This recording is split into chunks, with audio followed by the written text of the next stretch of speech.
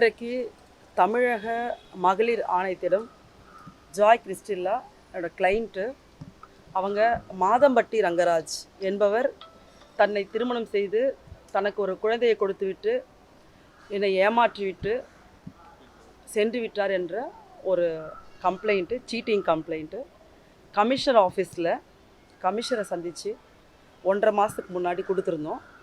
அந்த கம்ப்ளைண்ட்டோட நிலவரம் இன்றைக்கு வரையும் அந்த கம்ப்ளைண்ட் எங்கே இருக்குன்னே தெரியல.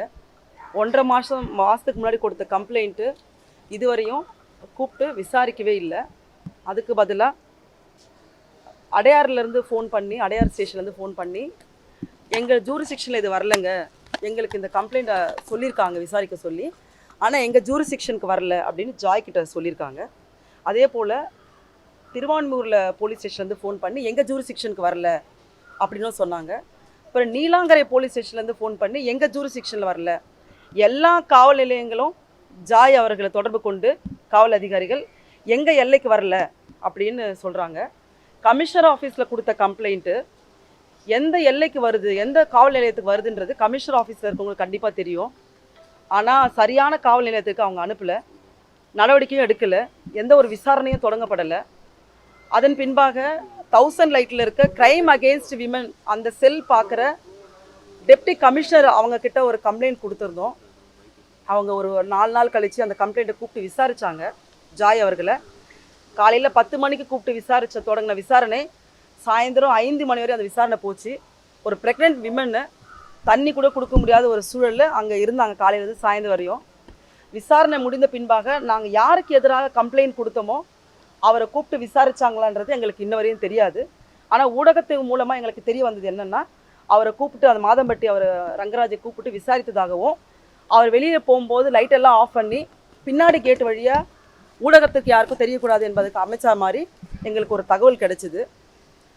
1.5 மாதமாக கொடுத்த கமிஷன் அலுவலகத்தை கொடுத்த வழக்கில் கம்ப்ளைண்ட்டில் எந்த ஒரு நடவடிக்கை எடுக்காதனால நாங்கள் இன்றைக்கு மகளிர் ஆணையத்தின் மீது மிகப்பெரிய நம்பிக்கை வைத்து, தமிழக அரசின் மீது மிகப்பெரிய நம்பிக்கை வைத்து இன்றைக்கி ஜாய் கிறிஸ்டில்லாவுக்காக ஒரு வழக்கறிஞர் என்ற முறையில் நான் வந்திருக்கேன். ஏனென்றால் இவங்க திருமணம் செய்து 2.5 வருடமாக அவங்களோட குடும்பம் நடத்திவிட்டு ஒரு குழந்தைமை கொடுத்துவிட்டு சென்று விட்டார். அவர் உங்களுக்கு தெரியும், எல்லாருக்கும் எல்லா ஊடகங்கள்லையும் எல்லா யூடியூப் சேனலில் எல்லா ஊடகங்களும் பார்த்துருப்பீங்க. இந்த வழக்கு நான் எதுவுமே புதுசாக எக்ஸ்பிளைன் பண்ண வேண்டியதில்லை. எல்லாருக்கும் தெரிஞ்ச வழக்கு. எல்லாருக்கும் தெரிந்த ஒரு நபர் ஒரு குற்றத்தை செய்துவிட்டு அவர் மீது காவல்துறையில் நாம் கம்ப்ளைண்ட் கொடுத்த பிறகு கூட, புகார் அளித்த பிறகு கூட இன்று வரையும் ஒரு நடவடிக்கையை எடுக்கவில்லை என்றால், சாதாரண படிக்காத கிராமப்புறங்கள் இருக்கின்ற பெண்களுக்கு எதிராக நடக்கின்ற வன்முறைகள், குற்றங்கள், அந்த பெண்களுக்கு எதிராக செயல்படுகின்ற ஆண்கள் மீது எப்படி காவல் அதிகாரிகள் நடவடிக்கை எடுப்பார்கள் என்பது எனக்கு மிகப்பெரிய சந்தேகம். ஒருவர் ஏமாற்றுவார், ஒரு குழந்தையை கொடுப்பார், அவர் இந்த சமுதாயத்தில் எங்கே வேணாலும் சுற்றி கொண்டே இருப்பார். அவர் மீது எந்த ஒரு கம்ப்ளைண்ட்டோ எந்த ஒரு புகாரோ எடுக்கப்படாது, விசாரிக்கப்படாது என்றால் அது எனக்கு ஒரு பாராளுமன்ற உறுப்பினராகவும் ஒரு சென்னை உயர்நீதிமன்றத்தில் வழக்கு நடத்தி கொண்டிருக்கின்ற ஒரு வழக்கறிஞராக எனக்கு அதிர்ச்சியாக இருக்கின்றது. இது போன்ற குற்றங்கள் எந்த பெண்ணுக்கு எதிராக நடந்தாலும் காவல் அதிகாரிகள் உடனடியாக விரைந்து நடவடிக்கை எடுக்க வேண்டும் என்று உயர்நீதிமன்றமும் உச்ச நீதிமன்றமும் தமிழக அரசாங்கமும் தொடர்ச்சியாக அறிவுறுத்தல் கொடுத்து கொண்டே இருக்கின்றது. ஆனால் எங்கோ ஒரு இடத்தில் தவறுகள் நடந்து கொண்டே இருக்கின்றது. அது களையப்பட வேண்டும்.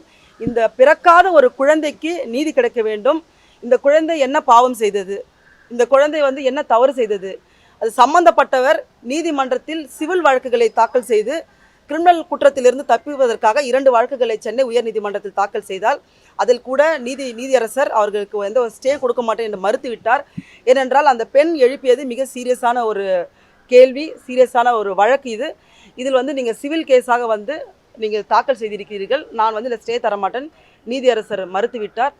அந்த அடிப்படையில் இன்றைக்கு நாங்கள் மகளிர் ஆணையத்தை வந்திருக்கோம். ஏன்னா இவங்க ப்ரெக்னென்சியோட அட்வான்ஸ் ஸ்டேஜில் இருக்காங்க. குழந்தை எந்த நேரத்துக்கு பிறக்கின்ற ஸ்டேஜில் இந்த குழந்தை இந்த உலகத்துக்கு வரும்போது தன் தகப்பன் யார் என்பது தெரியாத ஒரு சூழல் இந்த தமிழகத்தில் நடக்கக்கூடாது. இந்த பூமி என்பது பெண்களை போற்றுகின்ற ஒரு தமிழகம். இங்கே இருக்கின்ற ஒவ்வொரு பெண்ணையும் பாதுகாக்க வேண்டியது எல்லாரோட கடமையும் கூட. பெண்களுக்கு எதிரான வழக்கு எதுவாக இருந்தாலும் 3 மாதத்தில் விசாரித்து அதை முடித்து வைக்க வேண்டும்னு தமிழக அரசு வந்து ஏற்கனவே சொல்லியிருக்காங்க. அப்படி இருக்கும் பொழுது காவல்துறை இதில் இந்த அளவுக்கு மெத்தனம் காட்டுறது எனக்குமே ஒரு அதிர்ச்சியாக தான் இருந்துச்சு. ஏன்னா நான் வந்து 25 வருடமாக வழக்கறிஞராக சென்னை உயர்நீதிமன்றத்தில் பணிபுரிந்து கொண்டிருக்கின்றேன். ஒரு காவல் நிலையத்தில் அணுகி ஒரு கம்ப்ளைண்ட் கொடுத்தோம்னா, காலையில் நம்ம கம்ப்ளைண்ட் கொடுக்கணும்னா சாயந்தரத்துக்குள்ளே சம்பந்தப்பட்டவர்களை அழைத்து விசாரிப்பார்கள். வரவில்லை என்றால் சம்மன் அனுப்புவார்கள். இதுதான் நடைமுறையாக இருந்தது. ஆனால் இந்த வழக்கில் கம்ப்ளைண்ட் கொடுத்து இன்னும் 1.5 மாதங்கள் ஆகிவிட்டது. எந்த ஒரு நடவடிக்கையோ குற்றவாளி தவறு செய்ய எடுத்தவரை கூப்பிட்டு விசாரிக்கவே இல்லை. அவருக்கு ஒரு விஐபி ட்ரீட்மெண்ட் தராங்களோன்ற ஒரு எண்ணம் இருக்குது. இன்னொன்று, ஜாயோட வழக்கு மட்டும் கிடையாது. ஜாய்க்கு வந்து தொடர்ச்சியாக பெண்கள் வந்து அவங்களுக்கு நிறைய பேர் வந்து தொடர்பு கொண்டுட்டு இருக்காங்க. என்னையும் தொடர்பு கொள்கிறாங்க. அவர் மாதம்பட்டி ரங்கராஜ் அவர்கள் வந்து நிறைய பெண்களை இதை போன்று ஏமாற்றி விட்டார் என்ற 10க்கும் மேற்பட்ட பெண்கள் எங்களை அணுகியிருக்கிறார்கள். அதையும் நீதிமன்றத்தில் நாங்கள் வந்து கொடுக்க போகின்றோம். அந்த ஆவணத்தெல்லாம் சேகரித்திருக்கின்றோம். அந்த பெண்களும் இவர் மீது கம்ப்ளைண்ட் கொடுக்க முன்னுக்கு வர தயாராக இருக்கின்றார்கள். அவங்க உடனடியாக விசாரிக்கிறேன் என்று சொல்லியிருக்கிறார். நன்றி. அது அப்படிலாம் எனக்கு தெரியல. ஆதாரங்கள் எல்லாம் நீதிமன்றத்துக்கு கொடுக்கப்பட்டிருக்கிறது. விமன் கமிஷனில் கொடுத்துருக்கோம், சென்னை கமிஷன் ஆஃபீஸில் கொடுத்துருக்கோம். அதை தாண்டி சென்னை கமிஷன் ஆஃபீஸில் கொடுத்த கம்ப்ளைண்ட்டுக்கு ஒரு ரிமைண்டர் கம்ப்ளைண்ட் கூட நம்ம டிஜிபிக்கு அனுப்பிச்சிருக்கோம், அடையார் டிசிக்கு அனுப்பிச்சிருக்கோம், திருவான்மியூர் இன்ஸ்பெக்டருக்கு அனுப்பிச்சிருக்கோம். ஏறாத கதவுகளே கிடையாது, தட்டாத கதவுகளே கிடையாது. ஆனால் ஒரு பெண்ணுக்கு எதிரான குற்றத்தை இப்படி ஒரு ஹேண்டில் பண்ணுறது வந்து ஏற்றுக்கொள்ளவே முடியாது. நன்றி. இந்த திருமணம் நடந்திருக்கின்றது. அதற்கான ஆவணங்கள் எல்லாம் கொடுக்கப்பட்டிருக்கிறது. உங்களுக்கு எல்லாமே ஊடகத்தில் தெரியும் நடந்துட்டு இருக்கு, நீதிமன்றத்தில் நடந்துட்டு இருக்குன்னு தெரியுது. மற்ற விஷயங்கள் எல்லாம் நீதிமன்றத்தில் பேச. செய்திகளை உடனுக்குடன் தெரிந்து கொள்ள கீழ்கண்ட கேபிள் மற்றும் டிடிஹெச் நெட்வொர்க்குகளில் எம்நாடு செய்தி தொலைக்காட்சியை காணுங்கள். பாதகம் செய்பவரை கண்டால் நாம் பயம் கொள்ளலாகாது பாப்பா. மோதி மிதித்து விடு பாப்பா, அவர் முகத்தில் உமிழ்ந்து விடு பாப்பா. அண்மை செய்திகளை உடனுக்குடன் தெரிந்து கொள்ள இணைந்திருங்கள் எம்நாடு தொலைக்காட்சியுடன்.